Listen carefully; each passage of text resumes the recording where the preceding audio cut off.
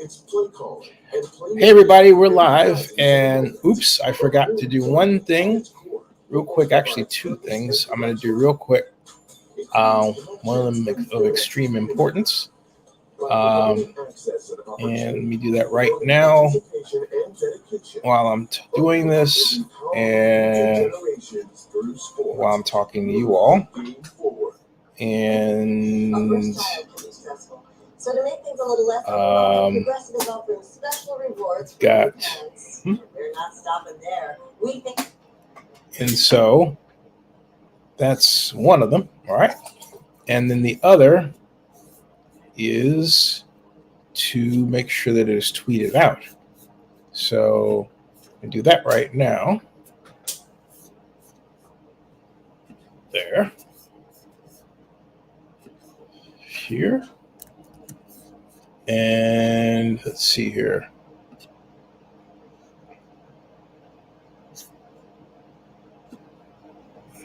Okay. Oops. Long way. Hold on a second, folks. Have this all in the GIF. Oh, there it is. Already tweeted out. Okay, great. Automatically. Awesome. All right. So that's done. And there should be a Facebook version of this. So let me create the Facebook version of it in 1 second. And there's a Facebook version. Okay, so we're on, folks. And I actually have a special guest. And the special guest is my mom. How you doing, Mom? I'm doing fine. Yeah. So we have been watching the Green Bay Packers host the Kansas City Chiefs and give them a tussle, is one way of putting it. And the score at halftime is Green Bay 14, Kansas City 6. What do you think of the game, Mom? Well, it's a little bit complex, but I'm really thinking about the Packers, because it sounds like the Packers are coming back. Yeah. So Yeah. I'm looking forward to the second half, because usually the coach for the Kansas City Chiefs comes up with a solution. Mm-hmm. But yeah, they've been getting the exciting beaten. part of that one is he going to be able to do that this time? Yeah. Because those Green Bay Packers are new, and they're coming up with some real exciting ideas. I thought with Taylor Swift being at the stadium and be their good luck charm for the Chiefs, and they do better. I guess she doesn't make any difference anymore. No, they're really playing hard. Yeah. They really are. They're doing as much as they can. It's just that Green Bay Packers, they got their number. Mm-hmm. So it's going to be exciting. So we've got, okay, so folks, I'm going to recap the scores. Right now we have Green Bay 14, Kansas City 6, and we have in the LA Chargers 6. They beat the New England Patriots 6-0. What's wrong with the Patriots, Mom? Yeah. I mean, that's something else. Well, yeah, actually the coach just did not going to handle on things this year. No, not at all. That's the problem. Nope, And not. I really think he's just getting tired and older. You think he's tired of football? No, I just think he's not. There's a certain age where you just sort of stop. Yeah, maybe he's just sort of mailing it in, kind of just going through the motions. I don't know whether he's going through the motions, but it's just things are not working for him. Yeah. Talking about Bill Belichick, folks. And hey, it's Dr. Bill. Hey, Dr. Bill, how you doing? Oh, Dr. Bill's putting his earpiece in. Bill Carroll. How you doing, Dr. Bill? Everything's fine. I hope you're doing well also. We have a special guest. You can't see us, but she's here, my mom. Well, yay. We always love having Mom. Yeah. And Moms are great. Mom says that, because we were talking about the scores, and she, in response to my question, what's wrong with the Patriots, she says she just thinks that Bill Carroll's just tired. Bill Carroll. I mean, not Bill Carroll. I mean, Belichick. Bill Belichick is just What you said? Out of I think Bill Belichick has just had it. I think his age or whatever's going on has not given him the excitement. He's not excited for the Mm. game. No, the word I'm trying to think of is the the support that he needs. He doesn't have the support he needs from coaches, from his assistant coaches, and from his team. Yeah, that's what she was saying. She says he doesn't have the support that he needs. But Bill may have a better idea about that. Oh, Well, she said you might have a better idea about it. the main thing is that their talent evaluation process is broken down entirely. As I said before, think of who used to be in that room. If you walked into those rooms, 2006, 2007, 2008, people like Thomas Dimitrov, Scott Pioli, Cesario, Nick Cesario, John Osef. These guys are either out of football, like Pioli, or they've gone to other places. So the GM now in Houston, who's put together a team that's now 7-5, used to work for Bill Belichick. Nick Cesario, yeah. Cesario. Osef, who's now the GM of the Arizona Cardinals, who are exceeding expectations, used to work for Bill Belichick. Pioli is now in television. A couple of the guys are now in television. Thomas Dimitrov, right? Used to be one of those guys that worked for Bill. So he hasn't managed to adequately replace all those once very talented, well, they still have talent, but it's not the same level. They used to have some of the best, hardest working, and brightest young talent evaluators, and those guys are all gone. Wow. And they have not, like I said, they've not found people who are to the same level. And he himself has not been as good at finding talent. So for a long time, they would be a team that was picking late in the draft. Now, that's no longer the case. They're going to be picking very early in the draft, in the next draft. But for a long time, they were picking at the very end of the draft, and you have to be better, quite frankly, right? The NFL punishes you for your success. So in order to overcome that... Sorry, Bill. In order to overcome that, you have to be better at evaluating talent. That's why the Chiefs are still where they are, despite picking late in the draft every year, because they have, I think, the second best GM in the whole NFL. I think Howie Roseman is at the top of the top, but Brett Veach is just there, right? 1A, 1B. It's not a coincidence that the two best general managers have the two teams that have the most success over the past 5 years. These are things that are not coincidences. This is why they have consistent success, because of their talent evaluation process. When your talent evaluation process breaks apart, as it has for the Patriots, you cannot succeed. Now we come to the Arizona Cardinals clobbering the Pittsburgh Steelers 24-10. And I was saying to Mom, because we were talking about that, and I said the Cardinals are a better team than people give them credit for, because no one knew anything about the coach. But I wasn't a fan of I was a fan of the passing part that Cliff Kingsbury, the previous coach, liked to do. But to me, they were kind of undisciplined. This guy was more disciplined. So Kyler's back. Yeah, and Kyler's back. Kyler Murray. Thank you. Yeah. And they're playing better ball. Did you see the game, Bill? What do you think? Sure. I mean, all the things you're saying are at least to some extent correct. But the main thing is when Gannon came in, he got rid of some people, right?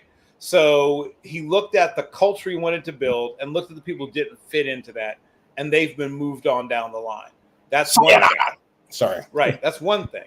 Yeah. And the other thing, obviously, as you said, they had what was supposed to be this high-flying offense, and at times it was impressive. But they didn't do a good job of building what they call complementary football. You hear that term all the time. They didn't have the kind of defense. Explain what that means for my mom. She may not know. Sure. When people use the term complementary football, if you're a team that wants to slow the game down, then you build your defense and your offense in such a way that you can run the ball, you have a dominant offense and defensive line, and your defense keeps everything in front, right?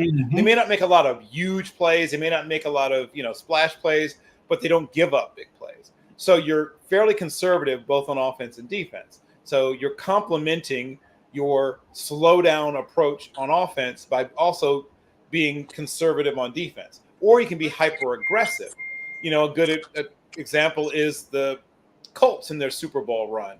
Yeah. They gave up yardage at even points sometimes, but they were really good at pass rush. They would get up 2 scores on you and then make you have to throw the football. And when you have to throw the football, especially when you're playing in their stadium on that fast turf they used to have, then you have, these undersized but super fast defensive ends like Dwight Freeney, who was timed at 4.51 and went to his pro day at Syracuse, ran 4.38, but that was on a super That's fast. sick. Syracuse had a notoriously fast, but they had a notoriously fast rubberized surface, so you can discount the 4.38 a little bit. But the 4.51 was legitimate. And then you also had Mathis, who ran in the 4.5s on the other side. So you had the 2 fastest defensive ends in the league. And once you got down 2 scores and they got you to have to throw the football, they would just, boom, now they sack you. Hey, folks, seemingly random trivia element here. If you want to take a look at Planet Hollywood that Dwight Freeney once owned in Hollywood, all you have to do is type Planet Hollywood here. And hey, we've got a little feedback from somebody. Let me see who that might be. Would it be me? Yeah. Okay. I think. Okay, PJ. Yes. I don't hear any feedback. It might have been Bill. Bill just cut out. Okay. How you doing? I'm good. I'm here. I made it. Sorry, I was at my parents' house and I had to skedaddle from there, so they were booting me out. So I'm like, well, I got to find a house here. And the family as well? Yeah, family as well. I was helping them put up Christmas lights this afternoon and this evening, so getting that together.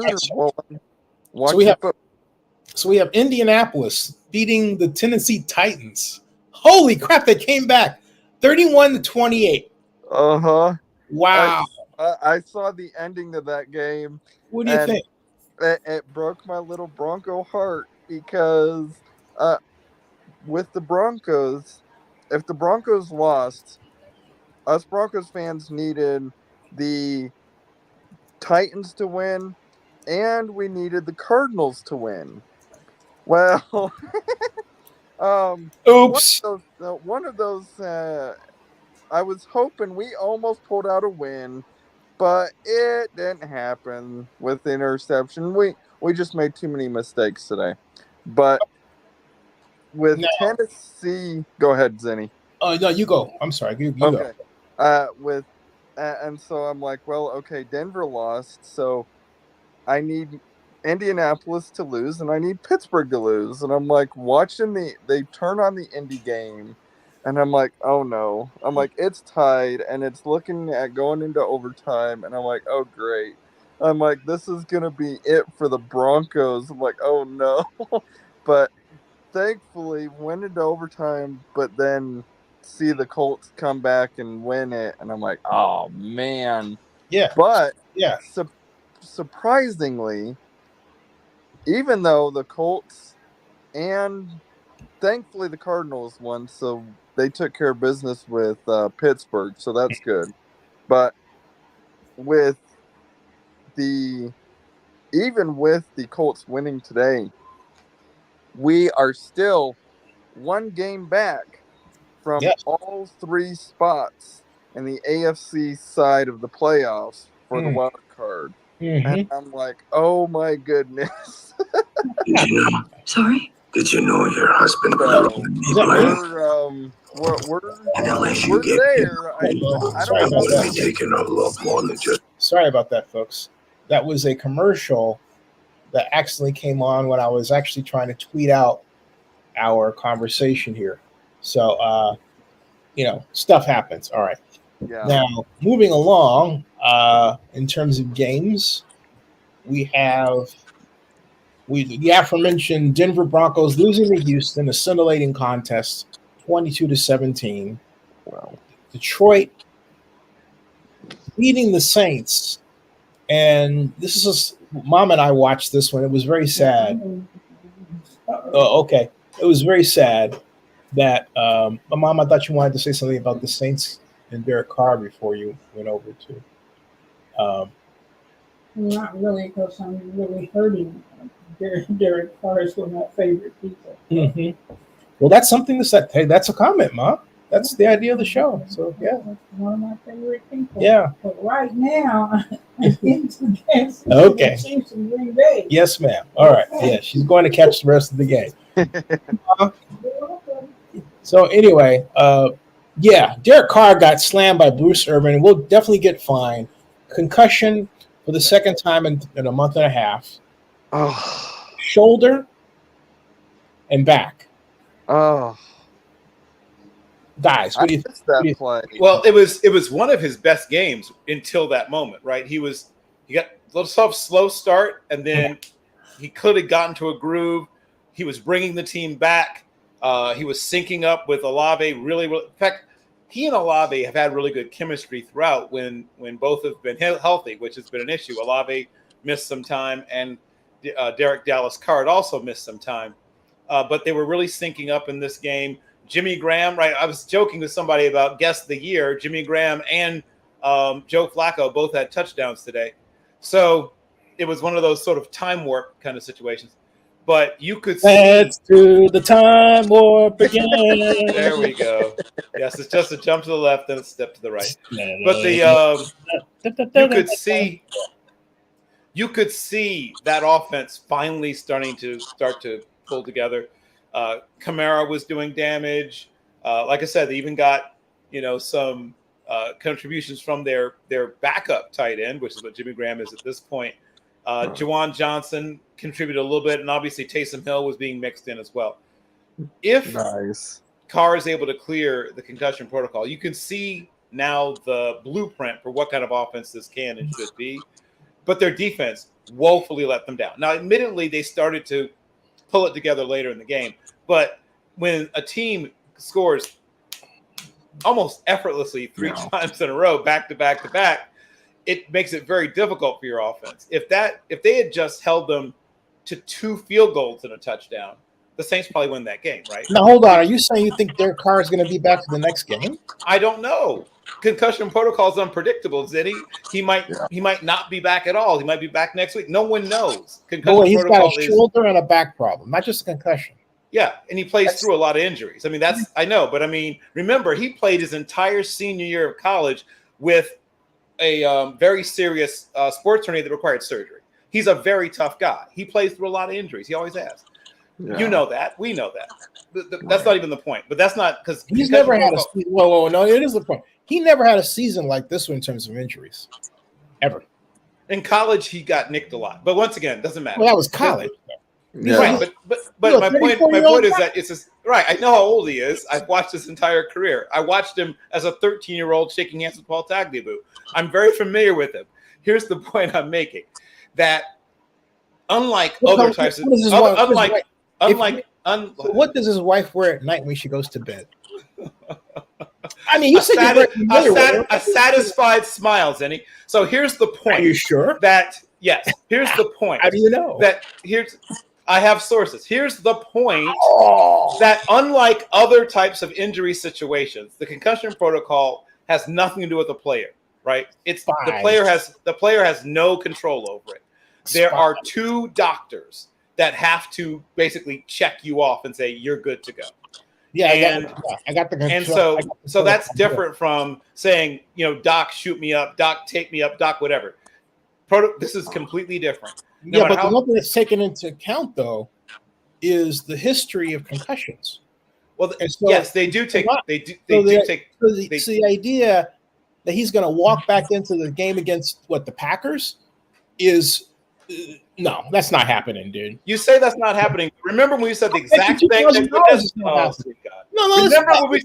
Remember when we said the exact same thing about Tua, and he came right back and played. Yeah, but just let me finish, Vinny. Just let me finish. We don't know. It's what I'm trying to explain to you. There's no way of knowing. I know. Okay, you know. No one else knows but you. Yes. You are the only person that knows. So I'm luckily you're full of knowledge. Excellent. So Vinny knows. I'm forward and backward. I will bet you. That's a bet. Take my bet. Sure. If he clears compression protocol, he'll play. If he doesn't, he won't. Everyone knows that. But there's no way of knowing. Next week. We'll see. He's not. I'm telling you, he's not playing. Okay, Zenny, he's not playing. Which leads to this question. This will be the first contest that Jameis Winston will have a full time to practice for in the system for the entire year, which is really something because they brought him off the bench, arguably cold. This time, he'll have an opportunity because, look, he's on a 1-year contract, and unless they decide to remove him for next year, uh, there are people who think that cars are one and done. There are a number of people who think cars are one and done. What do you think, No, PJ? they can't. Too much dead cap hit. They can't do that. It would crush. Okay. I'm not saying I think so, but okay, there's a thought out there. But they'll on football. Go ahead, repeat the PJ. question again. What do you think about Derek Carr and the Saints in the wake of his concussion, back, and shoulder injuries? Obviously we've seen in the past where Derek Carr's had injuries and with and he's played through them, but he's also been out with he's also missed time with injuries, and with the and with concussion, you never know. I mean, he could play, he couldn't, but I think with seeing the recent trend, and this is what I believe, seeing the recent trend of where concussions have gone and learning from the Tua situation where, with concussions, I could see where Derek Carr doesn't play, but I also could see it just would depend on the doctor that puts Derek Carr. It just depends on the doctor. I mean, he could clear Derek Carr now. I mean, it's hard telling. I could see him playing because he has played through injuries, but he could definitely not play because he's missed time with injuries too. Now, I mean, I would be on the side of him missing because of we've seen what quarterbacks when quarterbacks can go into concussion protocol, they're out for a week to two. They're out until not the next week, but the week after. And that's what we've seen in recent history with concussion protocol, because the NFL definitely learned from their mistakes from Tua Tagovailoa. Mm-hmm. They put him in when they shouldn't have put Tua into the game. They shouldn't have. And that's from when I look at, I'm like, you should not have put Tua in the game. And so I think err on the side of caution, take Derek Carr out for the week, and let's see what Jameis Winston can do with the Saints. Now, Saints are still in playoff contention. They're not out of the playoffs. By no means. Nope. No. All of the Falcons are getting better. Yeah, exactly. So, it just, I mean, it depends on what the doctors in New Orleans decides. And I think I would wait till I would err on, if I were a doctor, I would err on the side of caution, say don't play, let's wait a couple and or revisit next week after the game next week. I don't know do you all know who New Orleans is playing? Because I'm drawing a blank on who New Orleans is playing next week. The Packers. Thank you. Okay, so who's playing tonight? Okay. Yeah, I don't know. Yeah, I mean, we look at the Packers. They're currently beating Kansas City right now. So, I mean, it could probably be a bad. I can tell you he's not coming back because the last time he had the concussion, remember they already had a 10-day layoff automatically. Okay, right? Yeah. See him they had a bye week, so we weren't going to see him anyway. Which helped, but which helped. But this time he's actually missing. If they do say he's out, he's going to miss a game. Right. And it gives Jameis Winston a tryout or to make something happen and try and beat a Packers team that's currently beating a KC team that's looks like they're struggling. Yeah, currently. arguably the Packers are red hot. Hey, moving along here, we've got another contest. Speaking of which, this is a commercial. Speaking of which, the Falcons beat the Jets 13-8. No surprise there, but Yeah, that's right. except that to Falcons fans, it means that they're at 500 finally. And but what does it say about the Falcons' future, Bill? It says that Arthur Smith has a legitimate chance to save his job. Now, that may or may not excite Falcons fans. I know that not all Falcons fans are Arthur Smith fans. But two things that have happened. They are clearly making a commitment to getting their two high-valued potential young superstars in Kyle Pitts and Bijan Robinson involved early and often. You saw them essentially scheming, forcing, some might even say, the ball into their hands. And while, like I said, that's not always the right move, the whole Randy ratio thing eventually blew up in the Vikings' faces. But the what ratio? You don't remember the Randy ratio? No. Oh, okay. Well, there was a whole talk about the Randy ratio when Randy Moss was with the Vikings about how many balls you had to make sure Randy got. But the thing about Randy Moss is he could destroy you with three touches. I mean, look at what he did to the Dallas Cowboys with the ball touched the ball 3 times. But yeah, right. He touched the ball 3 times. But the point I'm making. My mom wants to say something about Randy Moss, right? No, I really don't. I want to say something. Oh, but I need to see hold on a second.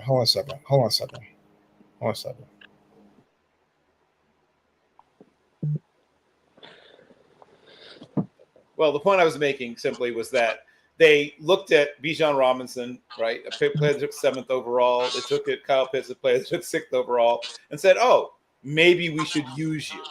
And of course, to the relief of many Falcons fans, while it wasn't a dominant performance from the two of them, they were both active and they both contributed throughout the run of the game. They even got some of their other players involved that they didn't always get involved. They have one of the better 1-2 punches at running back because Algier is also very good.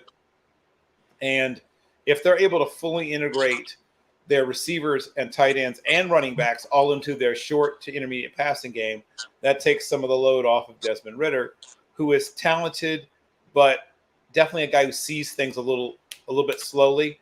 Right. He doesn't always he sees an opening as the opening is closing. Right. And so if you can create a longer opening through things like play action, that's the thing that makes play action so effective, is that instead of someone being, that far out of place, you might get them that far out. Well, far out of place. And that amount of space he might get the ball into. Yeah. But yeah, I think. Oh, go ahead. Sorry. I was going to say, probably what you're about to say, looking at the rest of the Falcons' schedule. I assume that's what you're about to talk about. No, something else, but I'll let you. I was going to say something. Looking at the game today, it looked like, looking at 13-8, and I'm like, what? Really? And obviously, Jets not having a good performance today. Falcons were the better team, but it looked like a pretty much a defensive battle. Yeah. John Robinson only got 53 yards rushing. Yeah, well, that's what I was talking about, how they got the ball into the hands of both Pitts and Robinson early in the game and often in the game. And you were going to talk about schedule. Go talk about schedule. They move on to face the Buccaneers, a team that they certainly are capable of beating, and evidence of that is the fact that they beat them already, 16-13 earlier. Now, it'll be a tougher game probably this time, but I think they still have the ability to pull that game out. And then, after they face the Buccaneers, who of course are also trying to claw their way into the contention in the South, they then have a nice little run of games after that are, I would say, winnable. Things that are none of these games are insurmountable challenges. I'll put it that way. These are all games that they have the potential, the chance, the opportunity to win, with maybe 1 or 2 exceptions. They have a chance to close out with a string of victories and salt away, or whatever term you want to use, that chance to be in the playoffs. The other game that I think will end up being very impactful, very can push them up or down or whatever term you want to use as they close this out, this part of the season out. Will be in the last sort of 2 weeks. They have a couple of games that I think will also end up, moving them either up or down. But the good news, right, is that they're currently number one, and they're 4-2 at home. Also means they're 2-4 away. So obviously they have a much better chance of winning at home than they do on the road. But they've got a 2-game winning streak, and as was mentioned earlier, they're at 500. So when you're in that situation, it's all, as I say, it's all in front of you, right? That's what coaches like to say. It's all in front of you. All you have to do is beat the teams that they can beat and that they should beat, and they don't have too many really tough games left on the schedule, so they have a legitimate chance. I'll be interested to see how they hold up against the Colts, who are also pretty hot right now. And then after that, they face the Bears. The Bears have been inconsistent but mostly beatable, and then they face the Saints again. That could basically be a play-in game at that point. I mean, the team that emerges from that game probably has a stranglehold, or may have a stranglehold on the division. Hey, Barber. Hey, now we come to Miami 45, Washington 15. Now, my question here is this a case of the Dolphins being that good or the Commanders being that bad? With the cat, okay. I think it comes down to the same case of the Cowboys, where Cowboys are beating up on bad teams, and they're 9-3, right? Yeah, 9-3. So, the same case for the Dolphins. They're just beating up on bad teams. Now, the case is going to be in a few weeks when Miami plays Dallas. That's going to be the game where, okay, who's the better of the two? We'll see what happens. Looking at Washington, I mean, I think Washington is just that bad as well because they can't get anything going. They're struggling, and why in the world is Ron Rivera still the head coach of the Commanders? Beats me, but I guess according to Josh Harris, the owner of the Commanders, he's wanting patience, something that David Tepper, the owner of the Carolina Panthers, does not have right now currently. David is not a happy camper. No, and so I think Ron Rivera will stay at the end of the season, according to what Josh Harris is saying, but he'll be gone. And so, but how much more is Josh Harris willing to take before they hit the end of the season? And I think it's starting to get to that break. I think they're going to make changes by the end of the season myself. Yeah, I mean, it's getting down to that point for a lot of teams where when does the owner hit that switch and say enough is enough, we're pulling the plug, we're going to let you go. And there's quite a few owners that are questioning right now, when do we need to pull the plug or when? And Washington's definitely one of those teams where it's not looking good for them. They fired their defensive coordinator, and they still can't get anything right. I mean, look at it today, especially Miami just steamrolled Washington. Yeah, it was pretty clear that Jack Del Rio was not the issue. No. So Rivera steps in and makes himself the defensive play caller, and they have their worst performance. So you clearly can't lay the problems they were having on defense at Jack Del Rio's feet. And the problems on offense, they moved the ball. It should be mentioned they were moving the ball. They weren't having trouble moving the ball. They were having trouble scoring. And that's something you often find with teams that, one, don't have that one true mismatch football player. That guy that can't be stopped, right? They don't have that running back that just runs through people's faces, right? Their running backs are good, but they're not devastators. They're not guys that just, not Derrick Henry types, right? And they don't even have a guy who's like Quicksilver fast, who just like they have sort of guys who are a little bit of both. Antonio Gibson is a guy that has decent size and above average speed. Brian Robinson is a little less exciting in terms of like explosion and speed, but is tougher between the tackles, but is not super special either. He's sort of like Josh Jacobs, but not quite as productive as Jacobs. And then you look at their tight end position. Logan Thomas is actually having one of his best career years because they throw the ball so much. They throw the ball too much, quite frankly. But the way that team is built, they should be a team that runs the ball, but they don't. They don't run it often enough or well enough to be the kind of team they want to be. We talked about complementary football. They are uncomplimentary football, right? They're doing the exact opposite of what they wanted to do. They are leading the league in pass attempts, but they're not built to lead the league in pass attempts. And they're suffering because the defense's struggles are skewed because they're throwing the ball so much and they have so many 3-and-outs. So firing Ron Rivera, which I get why they did it, it's trying to shake things up, blah, blah, blah. But firing Jack Del Rio. Eventually they'll be firing Ron Rivera, but firing Jack Del Rio was like, rearranging the deck chairs on the Titanic. And while it gave you something to do, it is not going to prevent the eventual disaster. Right. So now we come to, first of all, I want to just have a little fun here and share part of a certain person's video this morning. That's Mr. Carroll. Here's Mr. Carroll giving us his thoughts about the sun, moon, and the stars, something like that. Really just NFL predictions. Well done, Bill. Here he is. The Saints have a lot of injuries, several different positions. Wow. They have a run defense that's only 23rd ranked, and the Lions are the 6th best running team in the NFL. I think they will be able to run the football. I think that they will nonetheless be in a real dogfight. I think this will be a incredible throw by Jordan Love.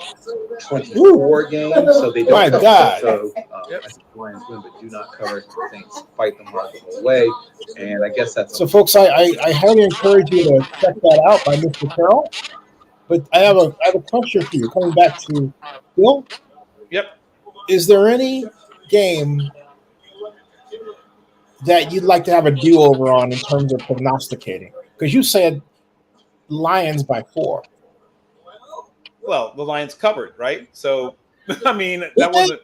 Yeah, the Lions still covered. Didn't they? I thought it was 33-28. Yeah, 5 is more than 4, Zenny. Well, yeah, but you said 4. 5 it's still a cover. Do you not know how this works, Zenny? I'm not sure what it is you're asking me. 5 is a cover. 4 is a cover. 6 is a cover. 4 and up, right? That's how it works. That's how point spreads work, Zenny. Anything over 4 is still a cover. I'm not sure what you're doing. He caught that ball for a touchdown. Did you all see that? Yeah, Christian Watson. Yes, the kid, another Tampa kid, right? I've known about him since he was in high school. Another kid from Tampa, Florida. Flag on the play. Yeah, he and Michael Penix were playing high school ball in the Tampa, Florida area around the same touchdown. Time. But go ahead. Yeah, Bill. Go ahead, PJ. I'm just asking, have we talked about the New England game yet or no? We have not. No, we did. Well, talked about the mom because mom made a comment before you came on. Right, mom made a comment. Yes, so we meaning you know, but yeah. And I essentially mentioned that they do it their own way, right? That's been the Patriot way and all that stuff, and they don't participate in Blesto. They don't get the starting point that all the teams that get the scouting reports, the pool scouting reports get. They don't participate in any of that. They want to do everything their own way. And when it works, it's great. When it doesn't work, this is what you get. Yeah. So their talent evaluation has broken down entirely, and that's why the team looks the way it does. Yeah. My mom says that Jordan Love is another Aaron Rodgers now. I'm the one thing with Green Bay, they keep producing good quarterbacks. They've been good for a full century now. My good night. They just continue to be just a good team. I mean, they cannot be a good team. I mean, they just keep producing quarterbacks, which is insane to think about, and insane that they only have how many Super Bowls? How many Super Bowl wins? Well, What? they had one with Favre and one with Rodgers, so that's Okay. 3 appearances, 2 wins. Now, speaking of quarterbacks, we have the Carolina Panthers giving the Tampa Bay Buccaneers a tussle, but coming up on the short end of the stick, 21-18. They still And lost. Oh. Bryce Young was 15 of 31 for 178 and 1 interception. And it boggles my mind why they keep playing him in that Stone Age offense of theirs. But oh well. Well, they'll have a new head coach next year, so they don't have to go through too much longer of this misery. My good grief. Yeah, painful to watch. Yep. I will have to say one thing great about the Carolina Panthers is my friend Sheena Quick is on the sidelines. There we go. Yeah, that would be the best. That's probably the best thing about the Carolina experience. My goodness. A former track athlete, right? A former standout track athlete herself. Yeah. Met her at the NFL draft. The name was all too fitting. Thank you. Yeah, she's quick-witted too. I should add. Yes. Quick twitch, quick-witted, all that. Yeah. So you were saying, PJ?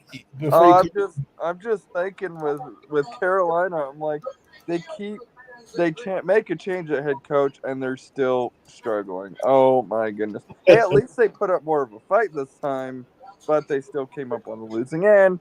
I mean, really, wave the white flag. If whoever has a white flag, wave it, because my good grief, I would throw in the towel. Yeah. I would forfeit the rest of the games, because whoever they're playing would. Yeah. Now we come, speaking of games, now we come to the Niners destroying the Eagles, surprisingly, 42-19. What are your thoughts on that game? I'll give you my thought. First of all, the Eagles, to me, came out with – they didn't emphasize the run as much as I would like to see them do.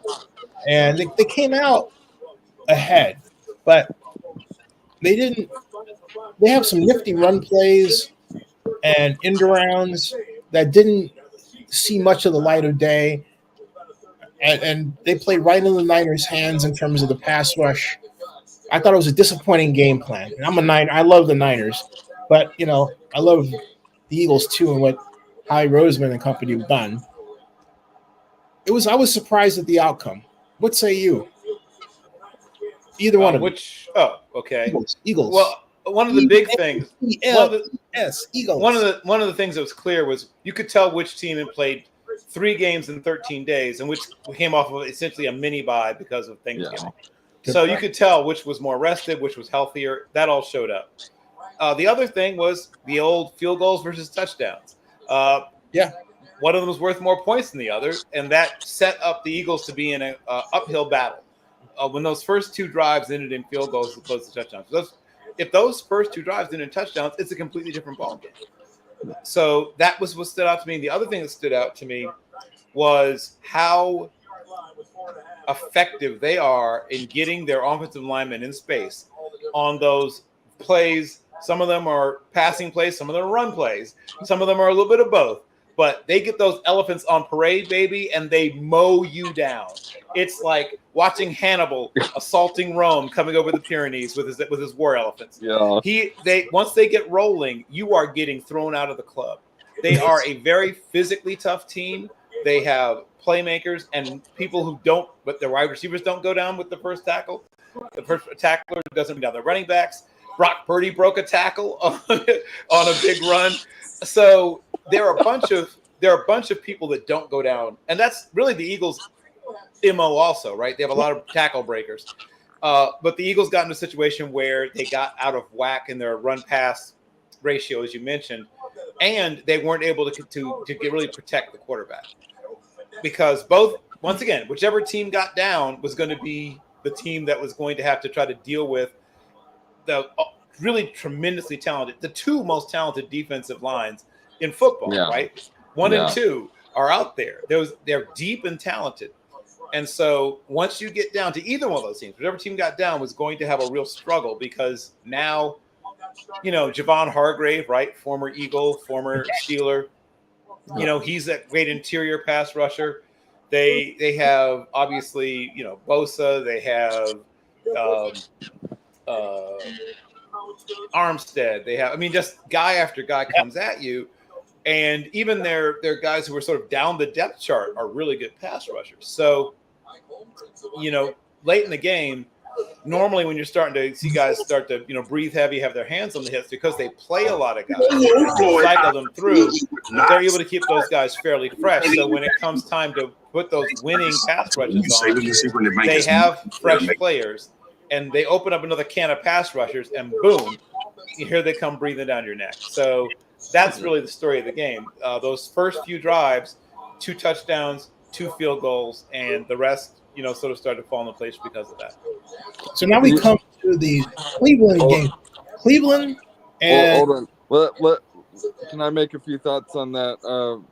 So looking at San Francisco and Philly, I'm a little biased because I root for Dallas as well. Since I'm down here in Texas, I root for Dallas Cowboys, and I was a little nervous coming to this game because looking at how good Philadelphia is, but I also knew how good San Francisco was. But they were what I had seen. They were kind of struggling, but now seeing that San Francisco is not seeing San Francisco as favored in the game and not Philly was kind of eye-opening because I'm like, how was Philly not the favorites in this game?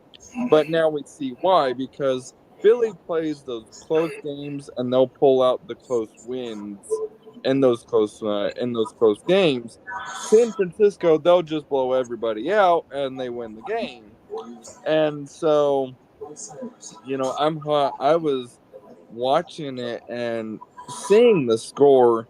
I'm not surprised by what San Francisco has done because Brock Purdy, Christian McCaffrey, they're just whooping everybody's butt. They're blowing everybody out, and to see them get the win, they're first place in the NFC, first place, which is awesome news because then good news for us Cowboys fans because then we're only one win back from being atop of the NFC East. Yes, after us beating Seattle. Anyway, got it. But yeah, anyway. Moving along, I want to go to the Rams game because this contest was close. In fact, if you look at the final was 36-19 Rams, but the scoring breakdown went like this. First quarter, Cleveland 7, Rams 10. Both teams 3. Third quarter, Cleveland 3, Rams 7. And then all of a sudden, the fourth quarter, Cleveland 6, but the Rams tapped on 16 points. Matthew Stafford was 22 of 37, 279 yards, and 3 touchdowns, no interceptions. Joe Flacco, 23 of 44 passes. 44 passes for 254 yards and 2 touchdowns, but 1 interception. He was also sacked twice. Now, on top of that, Hunt only contributed 48 yards on 12 carries, whereas Kyron Williams was 88 yards on 21 carries. So the Rams offense really came alive, in particular in the fourth quarter. And is it a sign that the Rams offense is back? I'm going to say, yeah, I think it is. I think they really, even though overall the Rams are playing with a 6-6 record and they're 3-3 at home, one could make the argument that having beaten the 7-5 Browns team, they're getting in gear at the right time. What do you guys think? I think you're exactly right. I mean, with the Rams, they have a decent shot at making playoffs because of one player on that, well, a couple players on that roster, Matthew Stafford and Aaron Donald. Aaron, they're both. Everyone's making plays on the Rams. They're 6-6 for a reason, but I can see definitely the Rams making the playoffs. Now, in the case for the Browns, I don't know. I mean, they lost their starting quarterback. Joe Flacco's starting for them now. I mean, could they still make the playoffs? They could, but losing today didn't help. Yeah. And so I could see Browns not making the playoffs, and so Rams I do see making the playoffs. I definitely agree. And so, last but not least, the Cincinnati Bengals. We come to Monday night. Monday night. I take the Jacksonville Jaguars over the Bengals. What did you say, Bill? I didn't get a chance to get to that part of your great broadcast. Yeah, well, I broke it down a little bit, but the Bengals are obviously in a bit of desperation. They have their defense, which was a very good one last year, has let them down.